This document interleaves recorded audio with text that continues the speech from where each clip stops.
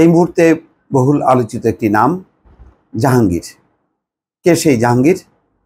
এই জাহাঙ্গীর হচ্ছে প্রধানমন্ত্রীর সাবেক ব্যক্তিগত সহকারী, যাকে প্রধানমন্ত্রী বলেছিলেন পিয়ন, যে 400 কোটি টাকার মালিক হয়েছে, হেলিকপ্টার চড়ে সে এখন। এই কথা বলেছিলেন কালকে, রীতিমতো বোমা ফাটানোর মতন একটি বক্তব্য। তখনই প্রশ্ন আসে যে জাহাঙ্গীরের ব্যাপারে তাহলে কি পদক্ষেপ নেওয়া হয়েছে। প্রধানমন্ত্রী বলছেন যে তার কার্ড সিজ করা হয়েছে এবং তাকে বের করে দেওয়া হয়েছে এবং একটা বিজ্ঞপ্তি দেওয়া হয়েছে যাতে তার সাথে কেউ কোনো লেনদেন না করে, অথবা জাহাঙ্গীর যাতে গণভবনে বা প্রধানমন্ত্রীর দপ্তরে প্রবেশ করতে না পারে। এটুকুই কি যথেষ্ট? না, অবশ্যই না। স্বাভাবিকভাবেই দায়িত্ব আসে যে তাহলে আইন প্রয়োগকারী সংস্থা, দুর্নীতি বিরোধী বিভিন্ন সংস্থা, তারা কি করছে? তারা এই 400 কোটি টাকা যে মালিক হলো জাহাঙ্গীর, প্রধানমন্ত্রীর ব্যক্তিগত পিয়ন হিসেবে চাকরি করে, এটা তো অসম্ভব এবং এটা দুর্নীতির মাধ্যমে, এবং দুর্নীতির অভিযোগের সত্যতা পাওয়া গেছে বলেই তো প্রধানমন্ত্রী তাকে বাদ দিয়েছে। তাহলে বাদ দেওয়ার পর তার বিরুদ্ধে আইনানুগ ব্যবস্থাটা কোথায়? এই প্রশ্নটা যখন আসছে তখন একটি খবর, দর্শক, প্রধানমন্ত্রীর সাবেক ব্যক্তিগত সহকারী জাহাঙ্গীরের ব্যাংক হিসাব জব্দ। এটাও খুব দুঃখজনক যে আজকে প্রধানমন্ত্রী গতকালকে এই সংবাদ সম্মেলন, এই অ্যানাউন্সমেন্টটা দেওয়ার পর বা বলার পর, বাইরে বাই তিনি বলেছেন, তিনি তো আর আনুষ্ঠানিকভাবে এই বিষয় নিয়ে কথা বলেননি। এটা কথা প্রসঙ্গে দুর্নীতি বিরুদ্ধে জিরো টলারেন্স এই প্রসঙ্গ যখন আসছে তখন তিনি এটা বাইরে বাই বললেন। উনি বলার পর আজকে দেখা গেল যে তার ব্যাংক হিসাব জব্দ করা হলো। তাহলে এতদিন সংশ্লিষ্ট যে সংস্থাগুলো তারা ঘুমিয়েছিল, কেন তারা পদক্ষেপ নেননি? তাদেরকে কি পদক্ষেপ নেওয়ার ব্যাপারে কোনো নিষেধাজ্ঞা ছিল, বারণ ছিল? তাও তো না।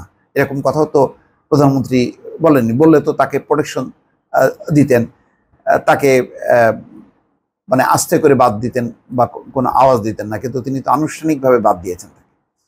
অনেকগুলো প্রশ্ন আসে একটার সাথে একটা লিঙ্ক হয়ে। যাই হোক, এখানে খবরে বলা হচ্ছে প্রধানমন্ত্রী শেখ হাসিনার ব্যক্তিগত সহকারী জাহাঙ্গীর আলম, তার স্ত্রী কামরুন নাহার ও তাদের স্বার্থ সংশ্লিষ্ট প্রতিষ্ঠানের ব্যাংক হিসাব জব্দ করার নির্দেশ দিয়েছে বাংলাদেশ ব্যাংক। বাংলাদেশ ব্যাংক পদক্ষেপ নিল, দুদক কোথায়? এটা একটা প্রশ্ন। সেই সঙ্গে তাদের হিসাব খোলার ফর্ম সহ যাবতীয় তথ্য আগামী 5 দিনের মধ্যে পাঠাতে বলা হয়েছে।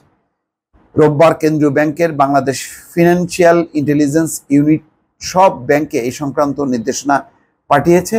নির্দেশনায় বলা হয়েছে, ব্যাংক আর্থিক প্রতিষ্ঠানের উল্লেখিত ব্যক্তিবর্গ ও তাদের মালিকানাধীন প্রতিষ্ঠানের নামে কোনো হিসাব থাকলে সেসব হিসাবে লেনদেন মানি লন্ডারিং প্রতিরোধ আইন 2012-23-1 গ ধারার আওতায় 30 দিনের জন্য স্থগিত রাখার নির্দেশনা দেওয়া হলো।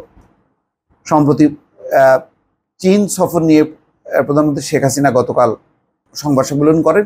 সেখানে দুর্নীতির বিরুদ্ধে ব্যবস্থা নেওয়ার প্রসঙ্গে তিনি নিজের বাসার সাবেক এক কর্মীর অর্থ সম্পদের বিষয়টি সামনে আনেন।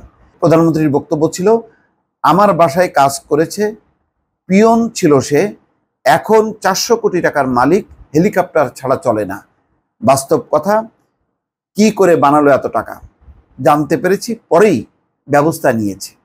গতকালই জাহাঙ্গীর আলমের ব্যাংক হিসাব জব্দের নির্দেশ দেওয়া হয়। জানা যায়, জাহাঙ্গীর আলম প্রধানমন্ত্রীর ব্যক্তিগত সহকারী হিসেবে টানা 2 মেয়াদের পাশাপাশি গত মেয়াদেও কিছুদিন দায়িত্ব পালন করেছেন, তার মানে প্রায় 12-13 বছর। পরবর্তীকালে বিভিন্ন অভিযোগ ওঠায় তাকে ওই দায়িত্ব থেকে সরিয়ে দেওয়া হয়, কিন্তু তিনি তারপরেও প্রধানমন্ত্রীর ব্যক্তিগত সহকারী পরিচয় দিয়ে বিভিন্ন অনৈতিক কাজ করেছেন। এই প্রেক্ষিতে গত বছরের ডিসেম্বর মাসে প্রধানমন্ত্রীর কার্যালয়ের এক বিশেষ বিজ্ঞপ্তিতে জাহাঙ্গীরের বিষয়ে সতর্ক করা হয়। বলা হয়, তার সঙ্গে প্রধানমন্ত্রী বা প্রধানমন্ত্রীর কার্যালয়ের কোনো সম্পর্ক নেই। জাহাঙ্গীর আলম নোয়াখালীর চাটখিল উপজেলার খিলপাড়া ইউনিয়নের নাকারখিল গ্রামের বাসিন্দা। তিনি এর আগে নোয়াখালী জেলা আওয়ামী লীগের সহসভাপতি ছিলেন। দর্শক, একজন পিয়ন সে একটা জেলার মানে আওয়ামী লীগের সহসভাপতির পদ পর্যন্ত চলে যেতে পারেন। দর্শক, এই হচ্ছে আমাদের রাজনীতির হাল হকিকত। ভালো থাকবেন, আল্লাহ হাফেজ।